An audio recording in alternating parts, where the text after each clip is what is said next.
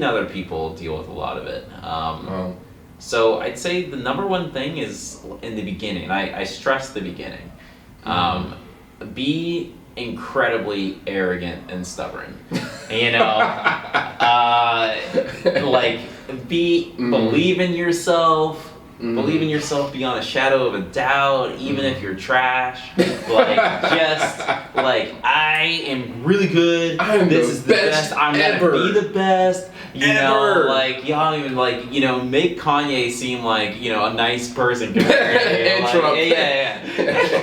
intro. But you so similar. So I would say you need that in the beginning because you need to launch. It's like you're a rocket ship, right?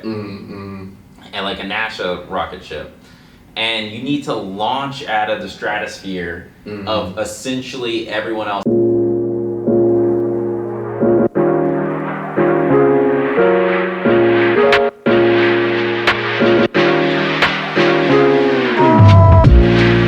Alright, welcome ladies and gentlemen to the Speak Your Life podcast. My name is Andre, I'm your host. Make sure you hit that subscribe button right now. I'm gonna give you a minute just to do that.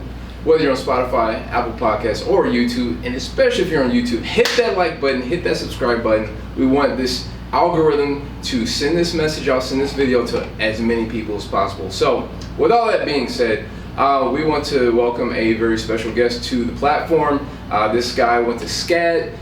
For those of you who are not familiar with that, is Savannah College of Art and Design. Is a very world-renowned school, very, very prestigious. So now he owns his own company specializing in concept art. Please welcome Greg Mitchell to the show. Woo! Woo! Hey guys, Greg Mitchell. Nice to meet you. So should I be? Okay. Yeah. So tell me, man.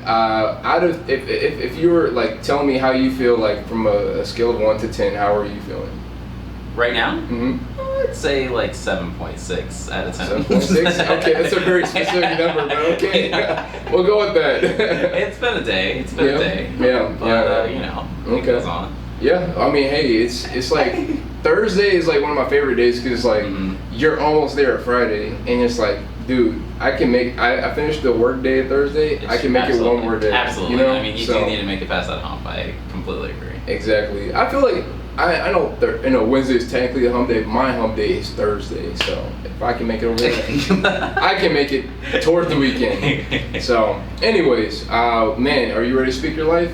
Yes, absolutely. That's what I'm here for. Cool. At Kit Bash at the studios. Yeah, here at my Kit boy Bash. Andre. That's right. So, real quick, we're gonna how we met. We met a couple of weeks ago. I was at M Park over there working, doing my thing on the grind. I see this cute girl. I compliment her on her socks.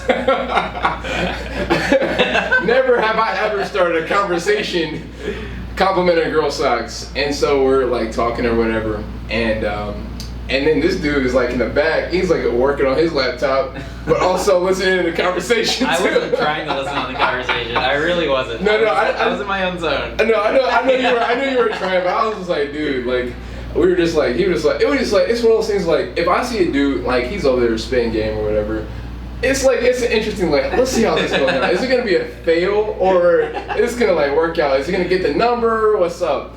I did get the number, and by the way, but anyways, it was just one of those things where he ended up. I don't know how the conversation got started. I think she was hey, what are you doing? And then we walked over and we ended up having a conversation. It was the three of us. So I was trying to mind my own business. Just mind my own business and keeping it real. I've been doing that since '91, and so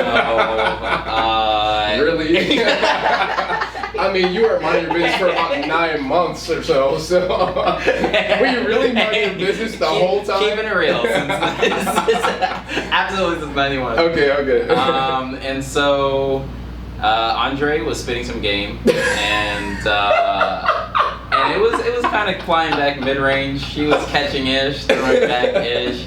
I applauded the effort, but it kind of seemed like she wasn't really looking to meet anyone really. No. So I would say that. I was yo, have you ever been to Piedmont Park? It's a famous park here in Atlanta. And she was no, I hear that's where people get murdered. I'm we're 1 mile away from Piedmont Park. She's I don't want to go anywhere near there. And I'm we're already near there.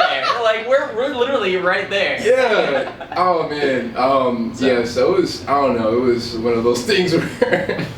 I mean, it was a cool thing because like we ended up meeting. Yeah. So but yeah, we were like, yo, let's all play. We ended up like starting a group chat, like, yo, let's play tennis together. So we still get that on the horizon. So, anyways, Okay. looking forward to the tennis match. We're all like, I'm a little rusty. I haven't done it since college. So man, you're gonna have to work with me. Okay. But anyways, so tell us, like we usually like to talk about the journey that everybody has from when to why. So, like you already said, you're born in 91. So, like, give us that journey of, like, the day you were born and learning why you were born.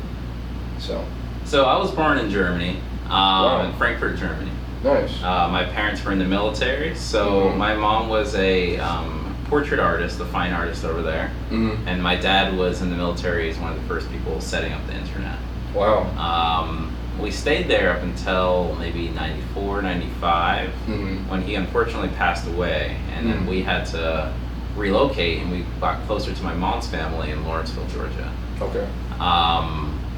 And so throughout my life, I always really enjoyed art. One of my bigger inspirations was my brother, who was a really good drawer. He'd draw like Mortal Kombat characters and Dragon Ball Z characters, and I wished I could draw like him. And my mom at that time was going to classes at ACA, which was Atlanta College of Art, which actually ended up becoming SCAD Atlanta. Really? As Paula Wallace purchased that. So I ended up going to the same school as my mom, or at least the same building. Okay. But I think I just always enjoyed making worlds, and I would always doodle and scribble as a kindergartner, and then throughout school I just loved filling up sketchbooks and like drawing on the backs of papers. And it was around, I guess this kept going on until high school. I would won a few things, like throughout middle school I'd like maybe win an art contest and get something, or I'd go to like summer camp for art. But I never really thought I'd be like an artist. Okay. And then it was around early high school when my mom, the first day of high school was like, hey Greg, like, I spent all of your college money on congos and bongos for my drum cafe. So I spent over $40,000 on drums. And if $40,000 on drums? What? So if you're looking to go to college and you're going to figure that out yourself, like, this is all on you. I can't help you. I'm just letting you know how it is in the beginning, so you need to get good grades or do whatever you need to do. I don't know what kids do these days. And so I'm really trying not to judge right now. I'm really trying hard not to judge right now. Yeah. But I'm gonna let it go. So that's what my mom was. She Okay. was, I'd say it was kind of raised by wolves a little bit. Okay. And so, and also she didn't really teach me any art, so we can move past that. But basically I knew from freshman year that I needed to get good grades. Yeah. And I needed to figure out college unless I'd like end up in a community college, which was fine, but like my brother had gone to Barry, my sister went to it was Juilliard, and then she switched to Indiana, so they were all went to pretty good schools. Yeah. And I didn't want to be like the odd one out that like couldn't hang. Yeah. So I basically kind of grinded it out in high school to get good grades, close to a 4.0, but not quite. Nice. And decided early on that I was going to go to SCAD. I was going to go to SCAD for animation, which at that time I thought was the same as graphic design. Or computer science or whatever. It's like computer art. And, and just started applying for scholarships sophomore year. So like I was applying until, it was not until senior year that I had amassed enough scholarships to actually go. But I had still been bringing in money sophomore year. Wow. And got accepted sophomore year too.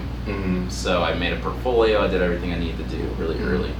And then I went to school. I went to animation school and realized really quickly I hated animation. It was so tedious. You watch Disney movies and it's like, oh my god, I want to make this drawing come to life, it's so amazing, and then it's like, oh my god, there's like 24 drawings every second. Wow. So like if I were to sit down and do a full day's work, I could maybe make my character move on a perfect day 4 seconds. Wow. And that would need to be cleaned up extraneously. Like there is so much work that needs to be done. Wow. So it was a time where I was at the library and I was looking for some kind of way, like what am I gonna do?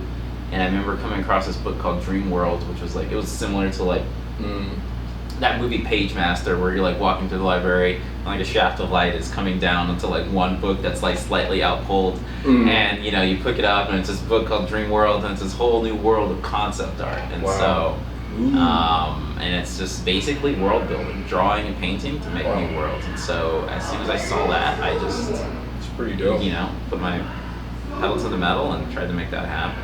Yeah. So, yeah, that's how I got to where I am now. Wow. So, so you worked at a few different companies. You worked at Google. You worked at Star Wars. Is that right? Or like Lucasfilms. Lucasfilms. Okay. And you were working in. I guess you did some work with Star Wars or something like that. I did work with Star Wars. Okay. I worked at Google, and then a few other places. Okay, yeah, awesome. And so, like, when you were there at those companies, like, what was it like? What was that experience like working at? These are big names. Super chill. I mean, like, much easier than working for smaller places. Really? In my opinion, I feel like the bigger places, especially Google, there was a lot less work and a lot more money. You know, as opposed to like in the smaller places before I got in there was way more work and a lot less money, and it was just like, I think everyone's clinging on to every single thing, and like, you know, there was no amount of relaxation, because like when you hire a concept artist, it's basically, for a smaller place, like that's like the most altruistic hire you can have, because like we don't produce anything that makes you money tangibly. Yeah. You know, so we're only speculative, and you have to like dream and like dream with us in a way. And so you have to reach a point where you have a huge abundance mindset and not a scarcity mindset, to be like, I need a concept artist to make us future money. And so with other places, it's like, we have things that need to get done to make money now. So like, you know, like it's scarcity, and it's like, we just need to pump it out. Like, you know, like anything. Yeah. We can't think about the future, we have to think about now. So, that basically led for the bigger places that really have that money and have that like runway to be much more relaxed and much more happy as I'm doing my work, as opposed to smaller places that are like hoping for results as fast as possible. Gotcha. Wow. And so, was there, I don't know, what was one of your favorite things working at Google or versus like working at Lucasfilms? Like, was there one particular thing that you liked working on at, like, was there a project that was really cool that you really felt engaged at, or anything like that? Or not really? I have to say, and you know, this is to be completely honest, like they had to have been the most boring projects I've ever actually picked up, and like the fun projects have been like the small guys, you know, like you know, you think about like early Final Fantasy, the video game, or like early Street Fighters, where it was just like one game developer and like one drawer. You know, and so like you had such a huge world to play with and make it yourself. You know, when you're at a bigger place, like you're very much like a very small cog in a huge machine, then you're not like building the machine yourself. So for me, it's less exciting. I think for a lot of other people that really enjoy like direction, I'm not a big fan of taking direction, but you know, but for a lot of other people, then I think they really enjoy that like stability and freedom and that smooth runningness. But I kind of like being more hands-on at smaller places and making a lot more larger visual impact decisions. Yeah, that makes sense. Yeah, it seems that, you know, like you may have more even creative control, what I say, at like a smaller place. Absolutely. I mean, like, it's like, so if you have a guy that's like, I kind of want, I'm looking for a character that's kind of strong, and you know, like, just come back to me. You know what I mean? That's it? Yeah, like, or I'm looking, I like, you get like vague things, very vague things. Like, I need like, something that looks mythical, something that looks, you know, like, you know, bigger than life. Fly, yeah. And so you've got a lot of things that you can do, you know? So, but if someone's like, okay, here's the style guide, here's this, here's this. We already had a bunch of other artists spit things out. We like this direction. We want you to do a minor change of this, and it's like, okay, like there's a lot of things that you can go wrong. You know what I mean? It's like if you draw or do something or paint it slightly different than the other people that already had on, then you can be wrong. But I think like in the smaller places, especially in the early, you can't like fail. So like it's much more fun, and everyone's way more excited.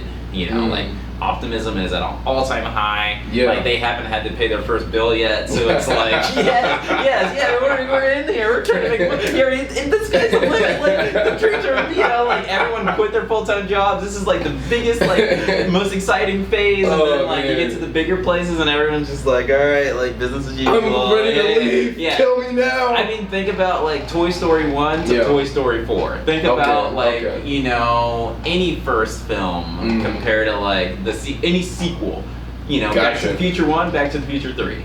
You know, like you got a different. It's a different level of optimism. That's true. That's true. You can see it on the end product. Yes, absolutely. Yes. Yes. And we're phoning in, making this money. So I know you touched on this a little bit earlier, and this is something that I've asked you personally, but what is, like, how would you describe or tell the difference between what you do as a concept artist and like graphic design and stuff like that? Because like at first, like I saw your work and I was like, wow, this is really good. Is this like are you a graphic designer? Like how would you describe the difference mainly between? So a graphic designer makes logos and they make still frame icons, emojis. They make products for instant consumables. So I mean, like anything that you see on your phone, any icons, anything that can kind of directly make money. So graphic designers make like they design a graphic, like just one graphic. Like think of like the Coca-Cola symbol, those logos. That's a graphic. Okay. They may do ideas for that graphic, but their ultimate end product is a graphic that can be used, sold, printed, and it's a product. Yeah. In a way. Okay. Meanwhile, a concept artist never gets to that phase. So a concept artist, the ideas before you even get to even wanting a graphic is what the concept artist would do. And oftentimes concept art worked on intellectual properties that have narratives or larger worlds. So I think everyone's familiar with like Harry Potter or Lord of the Rings. So when you watch Harry Potter, like concept artist would sit down and be like, okay, well, we know where Hagrid is going to be in this movie, and we've read the book, and it says that he's a big guy, but we don't know exactly what he looks like. We just everyone that read the book has a different idea of what Hagrid looks like. Hagrid might be black to some people, like they might have not like specified that. Someone was reading the book assuming Hagrid was black the whole time. Hagrid came from the hood. Like, but no one really these ideas hadn't been visually communicated. So as a concept artist, you're sitting down, oftentimes taking literature and visually communicating those ideas, and it can be used for movies, video games, whatever it might be. But like, what you're really being hired for is your point of view, because like, once that concept artist decided on what Hagrid should look like, now he's in the movies looking like this, and we all know him as that. Gotcha. So like, it's a big job, and there's a lot of care put onto you, because what you do affects the modeler that will maybe 3D model it, or the fabric designers or costume designers that's going to have to make their things, or casting who's going to have to find someone who looks like your designs, or all these things. So it's a trickle down that goes so far that when you get a concept artist, you're really just like so in love with your concept artist that you like their vision is like, finally we can have this movie look good. So you want to have good ones, and so it's an exciting place to be, but it's also a place that's precarious because you're not in production. So once your concepts are done and everyone's got a good vision, it's they might it's time for another thing. Ouch. Exactly. Wow. Yep. Okay. That's interesting. I guess, I mean, like, because like, what else can they do with you after that? Like, so if depending on the the company or whatever the intellectual property is. If it is a movie, there's basically nothing else they can do with you. Unless you're making a sequence or something? Unless they put you unless you're in a place but they have another movie already happening, they can move you to another movie. So that's a slash and burn where there's a lot of people that get dropped all the time. Wow. If it's a video game and it's a AAA big one like God of War, Metal Gear, something like that, same thing as the movies. You know, they finish it, like you work on like Grand Theft Auto 5, you better hope that they're making a Grand Theft Auto 6 and that it's already in production before you leave, or else you're getting laid off and hoping that you can come back. Wow. But the more sustainable jobs at this point in time are video games, especially ones with that you can purchase things, downloadable content. Oh yeah. So like think about if you work on like Fortnite or something. Yeah. So there's constantly new content that's coming out, so you could concept the original world, but then there's so much content coming out that you're constantly working like new character designs, new items, new this, new that, and so you're kept busy forever, indefinitely. I mean, is it boring? Absolutely. I mean, but it is way more stable than the previous models. Yeah. Okay. Wow. So you know, there's a lot of people out there that are doing their thing, like, you know, Cam Sykes, Noah Bradley. Do you have any inspiration that you draw from like people who are like, I don't know, really known in this space, or is there like a specific artist that? So, first off, I like to say that the game stuff isn't all boring. And you know, like, it's not as exciting as building the original world, but it is still fun in its own right. Okay. And then second, Noah Bradley, he wasn't a huge inspiration for me, but I did remember him in the beginning. I was more inspired by like some of the bigger Disney animated people. This guy Paul Felix. Craig Mullins is also concepts for both people. I think Noah Bradley went down for some scandals. Oh. So we can we can dive. We don't have to talk about that. Okay, that's a whole other episode. See, my knowledge is very surface level on these things, so that's why I was like, I come to you for what do I, you know, who is this, who is that? Yeah, so maybe not the person to be looking up to. Definitely not. If you're a kid, you're out here watching this, Noah Bradley is not your hero. If I remember correctly. Don't quote me. Yeah, but maybe, you know, there are people out there who have good work, but them as a person is not who you should be looking at. Exactly. I think you can gain inspiration from their art and separate the two. I think that is possible. Absolutely. In a cancel culture that we live in, I do want to say that too, because I don't know too much about Noah Bradley, but I do believe in people who can, you know, if somebody's talented, you know, the talent is that it's its own entity, and then like push that person to the side. Even though I know it's maybe hard for a lot of people to do that, but I don't know. Anyways, I agree. A few other people. This guy Marcus Mateo Maestri, who worked at Disney for a long time, brilliant visual development artist, which is the same thing as a concept artist for animation. A number of people were just huge influences. This guy Greg Tocchini. Honestly, every illustrator that I know named Greg is really good for some reason that I've looked at in my life. So Greg Tocchini, he has a graphic novel named Low. Fantastic. One of my biggest inspirations of all time. And the whole crew that worked on Prince of Egypt. Oh wow. I have that art book, and that's literally been like my Bible for like as I've improved and gone up.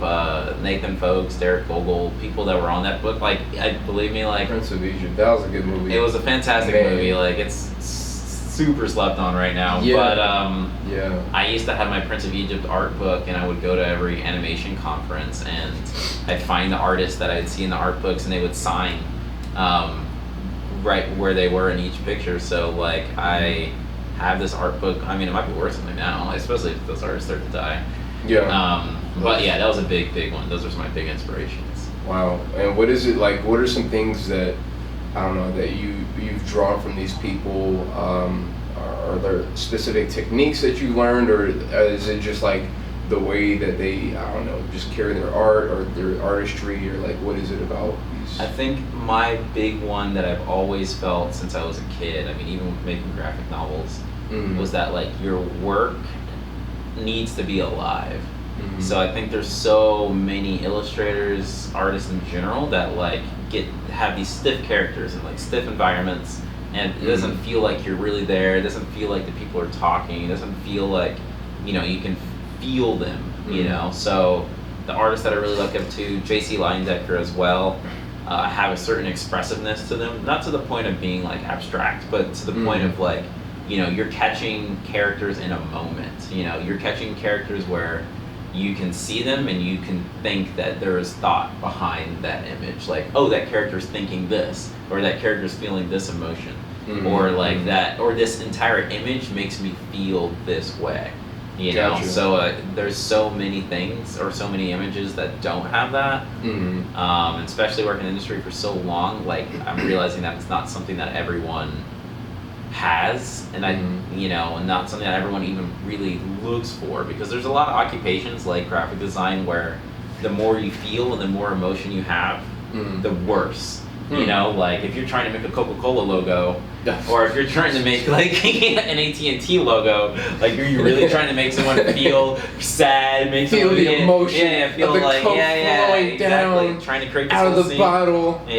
You know, like just a Nike swoosh. I mean, sure, when you get to the marketing department and you have these commercials, you can make them feel something, but just the swoosh alone, you know, like I had a lot of trouble because I worked as a graphic designer early in my career, and it just wasn't enough for me to really like, I guess, sink my teeth into in terms of like what I enjoy. So that's a big one for me.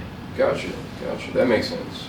I guess there are certain things that require more, I would say, like engagement as far as the artistry part, and it seems like graphic design is steering more on the business cut and dry side of it. So like it has art to it, but it's just like, it seems like the basis of it is like more businessy, more strategic, and you know, logistical in the way that it's structured. Absolutely. So I mean, I mean, it really comes down to someone's sketchbook. So that's one thing I realized that it's not. But that's one thing I realized is that what you drew as a kid, you never changed. You are the same. Like, and I've taught kids too, and that 7-year-old, whatever's in your 7-year-old sketchbook is the same. You're the same person. You've like, imagine you're like a block of stone. Like as time goes on, you may have developed and chiseled and gotten to like, you know, refined it, but it's the same block, and everyone's born with that block. You know, like you don't find the style. You already had a style as a child. Every human being has like a childhood point of view, or they have like some way of seeing the world that is distinctly theirs, that's been developed for, you know, since they were kids. So you're just improving your fundamentals to make that communication better. But imagine like, I mean, it's almost like you had a story in your head, but you didn't know how to write very well. So it's like, I, store, went, this, you know, like you couldn't like audibly communicate that. But it's the same thing with drawing. You just got better at communicating it. And so for me, I think that's kind of the bigger one. Okay. Just going to ask you, like, do you, I guess like I maybe I have a different perspective on this, and as far as like where somebody is as a child and where they develop into, like, because maybe sometimes people can, I would say, encounter different things in their life, whether it be traumatic or maybe really good experiences, and maybe they had like a certain way of like doing something, or maybe, I don't know, like, but maybe that big event or that thing changed their trajectory completely. They did a 180 or whatever.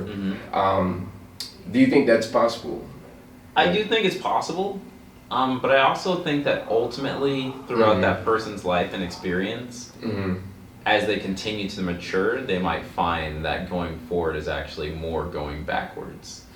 So if they're truly maturing, then they would probably maybe get to the point before that traumatic event, because in some ways maybe them shifting and doing a 180 after that event is a large coping mechanism.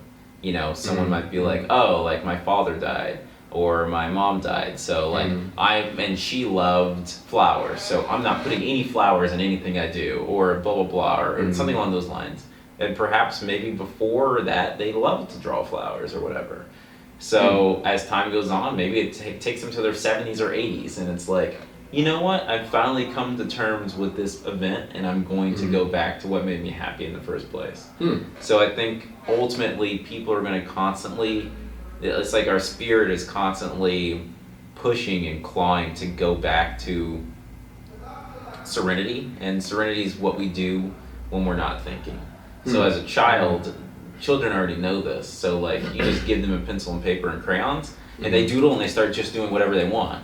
But you get the same thing to an adult, and they're like, well, I'm not very good, I'm this, like I don't really know what should I draw, I don't know what to draw, like, it's a lot of excuses, there's a lot of excuses. Well, I'm not very good anymore, I don't want to be embarrassed, I don't want to be this, I draw sticks very well, and so like as an adult, because we have these expectations that we're supposed to be so good, that like as an artist you go through so many years of trying to figure out like, who am I, like this so-and-so person, let's say Noah Bradley or whoever is like so good, I should paint like them, I should draw like them, I should do the things that are good.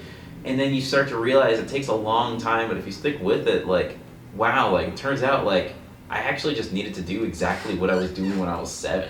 Really? Like that was where the gold was, and you see it when you're teaching kids, like, and you're a much better artist, and you see their drawings, and it's like, oh wow, this drawing had like life, exuberance, personality, all the things that mine are like missing. It's just missing the foundational skills, So, but if I were to take this kid's drawing and redraw it with my skills, like I would, be in great business, I'd have a great portfolio, I'd have a lot of great content. And so, like, I think there's something to be said about that. I mean, this is my point of view on it. But this is something I've seen throughout a lot of years of this business. Okay, I was about to say, when you were talking, you're like, oh, they have a great concept. Well, let me go to elementary school and steal all their art. Honestly, they go to sweatshop, and it's just like, hey guys. I'll pay you in candy. And then I'll just grab all the ideas right afterwards. Oh man, then they'll come back when they get 18 and sue you. That's how it works. Exactly. Man, as we talk about that, there is. You remember that I think the album was called Nevermind from 1991 of Nirvana with Kurt Cobain and all them. The little baby. Yeah, the baby in the pool. Yeah. So that baby is actually suing, well now he's an adult, he's suing Kurt Cobain's estate, he's suing everybody, like in Kurt Cobain's wife, like former wife at the time, yada yada yada, like he's suing for like, I think $150K, because, well not just because he's naked, but because I think it was his dad that allowed the picture to take place, and it was like he's like, now he's saying, he's filing a lawsuit for like child, I don't know, I guess it technically is child pornography. I guess in some technically, yeah. But yeah, it's like, watch out, those kids might come back later on. They might come back. Who knows if he'll win this case or not? So I don't know. That's gonna be a hard one, because apparently his dad let the photo shoot take place, and he did it for like, he only accepted like $200. Like, I don't know if he was going through something, or like that was enough for drugs. I don't know what the case was. I'm not gonna speculate, but it's just like $200. Yeah. If you go take my kid in that pool, you gonna be paying more than $200. So, but yeah, that's interesting. But yeah, just don't steal kids' arts. Okay, all right. I'll leave the kids alone. But what's some practical information that you could share to other young artists out there that are looking to, I don't know, maybe do what you're doing, or maybe do something similar, or I don't know, they're into video game concepts, or they're into creating concepts for movies. What are some advice that you give? So I think the toughest thing for any beginning artist is like getting started and believing in yourself. So it's with so many other things. If you put the seat time in, like, you will get better and you will get to a point of making money. But in the beginning, everyone's like, you're gonna starve as an artist. You're not gonna make it anywhere. You're gonna do this. You're gonna do that. Like, you know, you're gonna fail. And like, I think, you know, especially if you come from a lot of families where they might have like really prestigious salary jobs, where it's like, you know, your dad's a doctor and, you know, someone else is a lawyer. You know, you're a failure. Yeah, you're a failure. You're doing this. You know, so. You know, that's one of the things. I didn't come from that family, so I didn't really deal with that really at all. Okay. But I've seen other people deal with a lot of it. So I'd say the number one thing is in the beginning. And I stress the beginning. Be incredibly arrogant and stubborn. You know, like believe in yourself. Believe in yourself beyond a shadow of a doubt, even if you're trash. Like, just like, I am really good. This is the best. I'm gonna be the best. You know, like, y'all even like, you know, make Kanye seem like, you know, a nice person compared to Kanye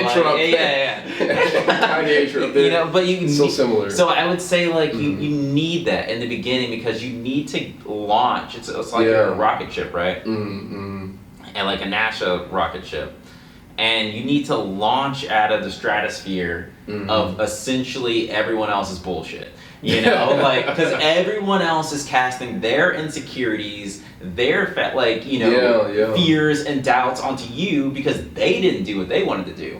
They didn't live the life that they wanted. Like, they're living, you know, scarcity minded. They're just like, their dream is deferred, you know, Langston Hughes puts it. They are trying to help you and give you sound, wise advice, but that sound, wise advice is fear-based. And comes through a shade. It's fear-based and it's not love-based. So you'll meet a few people that probably have done everything they wanted to do and everything like that, and they'll be like, oh, go for it, you know, like that and this. But most salaried people, I hate to put it this way, but most people you meet that are working 9-to-5 jobs are afraid, like constantly. They're afraid of losing their job. They're afraid of, you know, everything about their job. They're managers. They're this. They're that. It's a constant life of fear that's like America has perpetuated, just as normalcy. You know, so. And then there are people. I would say there are people, and we want to get something right. Like, there's nothing wrong with the 9-to-5. Nothing wrong. I love 9-to-5 jobs.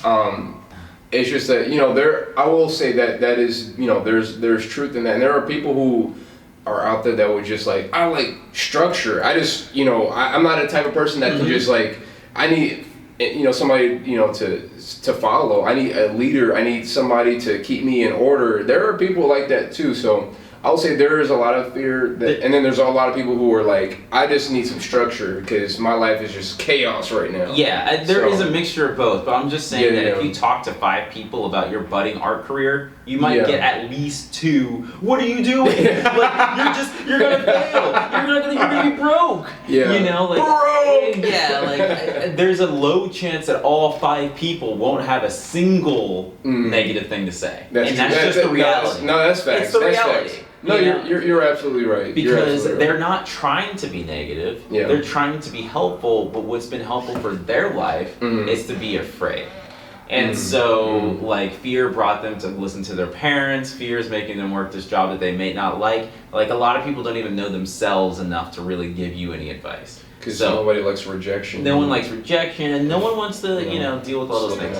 Yeah. So, like, and not to say not to trust any person who's working a job, not by any means, but I'm just saying, like, be really, like, trust yourself. Like, close your eyes and listen to your own spirit as what it's saying, what you should do. And so what I mean by that, so like you start off trusting yourself and just thinking, I'm going to be the best and I'm going to make it, and no matter what. And so that at least launches you to a point where you've convinced someone that you might be good, even if you're not very good. Like, you gotta be a little decent. You're okay. You might be decent. But at least you've gotten out of like the stratosphere of the haters, you know? Like at least you might have gotten your first internship or something. You know, so you might have made it out of like, you know, Kansas or whatever small town you know, where everyone just, no one believed in you. Wow. Then like it's similar to a spaceship where it's like that arrogance was like those thrusters that like blasted you off, and in order for you to like really reach the moon, you have to like drop the thrusters in space and like go off of something else. And like that other thing is patience and humbleness. Yeah. And it's like an exact 180 of what got you out in the first place. And it's like, for you to really be good, you have to know that you're not very great. And for you to really be good, like, you have to like be really patient with the fact that you're not good, and that's okay. The learning process. But you will never get to the point of being humble and patient if you never make it out. And it's all about making it out. Wow. Yeah, that's interesting. You know, because excuse me, because I think there are people who, they may have that launch pad and they're in space. They're out of that stratosphere, the haters, so to speak. But then they get up there and they sit there. They get there and they sit there and they're just floating in space. They don't actually go anywhere because they don't feel like they should learn more, grow, and surround themselves with people who know more than them, or have a mentor, or I don't know, go to conferences, or I don't know, like just increase their level of education on what they're doing. Because I got all the answers. Exactly. The moment you think that, you're an absolute failure. Yep. So it's like you need to have that boost of confidence. You're right, to like get you up there. But then like you need to also surround yourself with people who are just better than you. Yeah, absolutely. Iron sharpens iron. Yeah. So better than you, sharper than you, and like have friends that like are mirrors, you know, like and even be in relationships where the person that you're with gives you some like real A1 day one, real talk things. Like they will point out your flaws. Yeah. Not just say, "Oh, baby, that's good. Yeah, that's great. Oh, you're doing really good." It's like you want that a lot. Yeah, you want that a lot. But also, like when it comes to the crucial decisions of like do or die decisions, like you want someone who's gonna really be telling you like what's what. Like, the real deal. Yeah, like you know, you have stick it to you. Yeah, like I love you and I this, but you know, Greg, you have delusions of grandeur. And it's like, I remember a good friend of mine told me that while I was in Los Angeles, and I'm like, she was right. You know, it's almost like that Drake song, like, you know, you should do what you're supposed to do. The shit that you guys overdue. But it's true. Oh man, that's funny. Ah man, the good old Drake days. That's the 09. That was the 2010 Drake days. Yeah. Wow. But yeah, that's real though. That's real. You gotta have those people that they motivate you, but they also motivate you by giving you like, you know, what you could be. Say, hey, this is what you're doing good, and this is where you can improve on. Because I think sometimes people are they feel like they're stepping on toes, hurting feelings, but I'd rather you hurt my feelings than have, you know, like, I don't know, people that if I'm doing a competition or art competition and the judges are like, this is trash, absolute trash. Like, I'd rather have had that critique earlier in life, or just like earlier by somebody that at least cared about me. Yeah. And I know it's coming from a good place than to get blasted. Yeah. But yeah. I mean, I think you can even learn something even if you get blasted by people who don't really know you or care about you like that personally. But yeah, it's all about how you take it, really. It really is, and just getting to the level of humbleness where it's a fine balance, but everyone can teach you something. Oh yeah. You know, you don't have to be an artist. Like, despite few people are artists, but everyone has good eyes. You know what I mean? So that's something you should always keep in mind. Like, so that's just listen to everyone. Don't take everyone's advice, but hear some sort of validity in what people are saying, or else you won't ever improve. That's true. Yeah. That's true. I agree with that. So, as we wrap things up, we like to talk about how, if life was like a house, what would your house stand on? Like, what's a foundational pillar that your house would stand on? What do you mean? Like, just like on the land? Like, okay, so if like life is like a house, like the metaphor, you know, and you know, what would it be based on? Like, you know, some people it's loyalty. Their house would be based on legacy. Some people's integrity. Like, what would your house be based on? I think my house would be based on relationships. Mm-hmm. I really think that one, your relationship with yourself is very potent and more powerful than people realize. Yeah. Most people don't talk to themselves or even know who they are. So hearing your own voice and getting that state of silence and communicating with yourself is huge. And then once you have that and you know yourself, then I think you get a lot of wisdom out of that.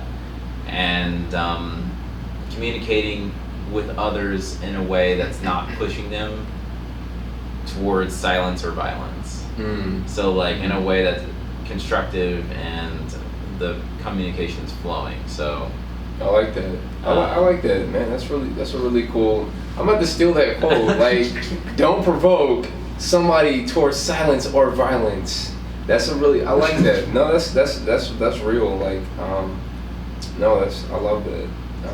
Because there are people who, if you poke them enough, you'll let out this lion, this bear that's inside. But then also, like, there are people who, if you just don't give them a time of day or give them attention or allow them the opportunity to have a voice, then they're like, well, what's the point in talking? Yeah. I'll just sit here in silent resentment. Yeah, silent resentment. There's always that. I think there's like, was it Theodore Roosevelt that's like, he who agrees against their will is of their own opinion still. So like, if it's like, oh, do you guys want to go to, even the smallest things, do you guys want to go to Six Flags?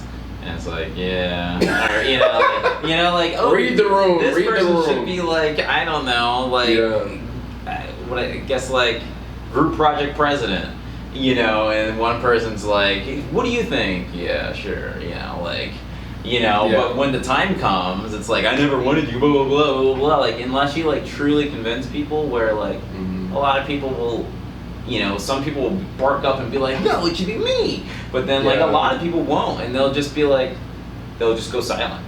Yeah. And I think not most people, but I've realized that, like, having the awareness, like, while you're talking, to be constantly feeling out the ebbs and flows of the energy of the people you're talking to when like they stop talking a little bit and like seeing these red flags is like something that I think a lot of people that like naturally like to talk like don't see and won't see, and so it'll just be like everything seems to be fine, everything seems to be fine, and then like next thing you know, like Bill Gates is getting divorced, and the next thing you know,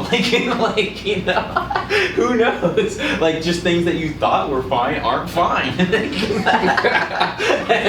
came from nowhere. I was not ready for that. I mean, not say that, but I'm just saying that, like, there was problems that were there that like, we didn't know about. That we didn't know about. And that's fine, because that's their relationship, and that's completely separate. Like, I'm just saying in general, that's true. Not them.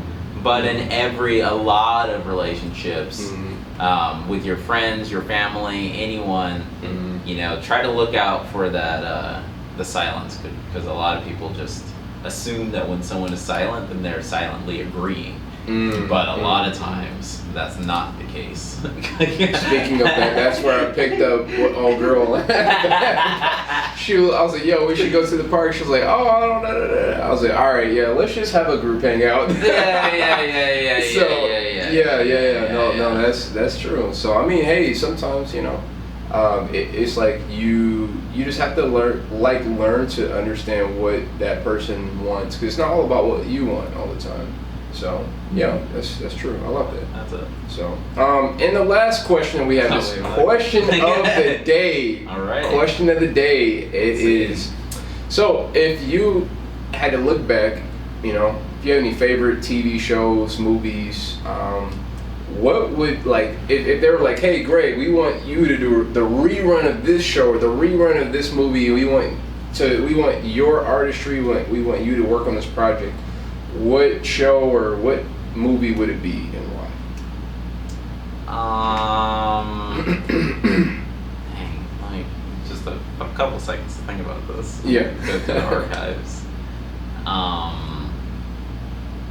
Or is there like a top 3, if that makes it easier? There are just a few moments. I'm trying to think. There's some classics, but You guys can go out and guess. All Is right. it A, Tom and Jerry, B, SpongeBob? I'm just playing. Dang, what are some of the bigger influential ones for me? There was a lot, but I'm gonna stick to a movie because it's easier.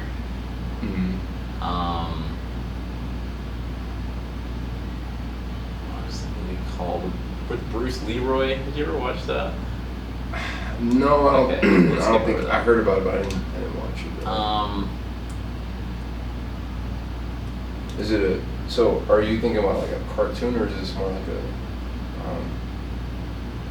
What's one like the tip of your tongue? It was a live action one, but Okay, I would live say maybe one of my favorite movies has always been Spaceballs. Spaceballs. Okay. Okay, I like fun, whimsical, fun things. So it would have been a lot of fun to like work on like Spaceballs, Nice. and it's something like that. And like, what about it that I don't know what that drew you to it that makes you want to work with it?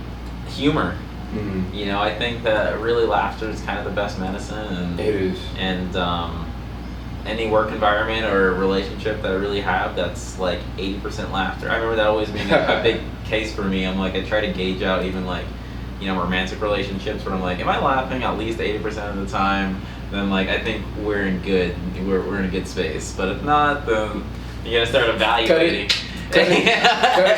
Hey! I know, the price is way too high. She need to cut it. All right, man. Well, that wraps it up. Thank you so much. It's been great. Thank you guys for joining. Thank you so much for checking out this episode. Make sure you hit that subscribe button if you have not already, whether you're on Spotify, Apple Podcasts, especially if you're on YouTube. Hit the like, subscribe, and the bell button so you can get all the notifications on what we have and stay up to date with our content. Thank you guys. Love you guys, and we'll see you in the next episode. Peace. Later. Alright. Nice. Thanks, man. No problem. So I'll bill you my standard rates. I'm just kidding.